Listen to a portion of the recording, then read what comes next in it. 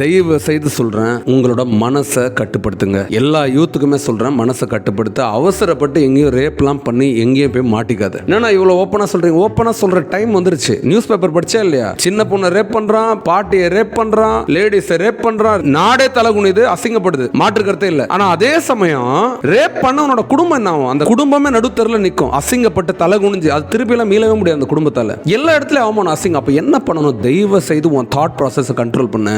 5 நிமிஷம் கூட இல்ல, 5 1 2 3 4 5 அவ்வளவுதான். உடம்புல இருந்து எனர்ஜி வந்த உடனே டோட்டலா முடிஞ்சிருச்சு. நீ ரேப் பண்ணி முடிச்சு நீ வந்துருவ, முடிச்சு எல்லாம் ஜாலின்னு. உனக்கு அந்த எண்ணங்கள் வரும்போது நல்ல ஞாபகம் வச்சுக்கோ, உன்னோட அம்மா அந்த இடத்துல நின்று உன்னை அந்த காட்சியை பார்த்தாங்கன்னா என்ன நினைப்பாங்க, உன்னை எப்படி பார்ப்பாங்க? நீ கண்ணாடி முன்னாடி உன்னை நின்று எப்படி பார்ப்ப? உனக்கு உன் மேல மரியாதை இருக்குமா? திருப்பி முன்னாடி இது மாதிரி பொண்ணுங்கெல்லாம் ஐயோ யாருக்கும் தெரியாத மறைக்கணும், அந்த எண்ணெல்லாம் தாண்டி போயிட்டு செருப்பால் அடிக்கணும்னு பொண்ணுங்க சுத்திட்டு இருக்கு. எங்கேயும் போய் செருப்பால் அடி வாங்கிட்டு வந்துடாது.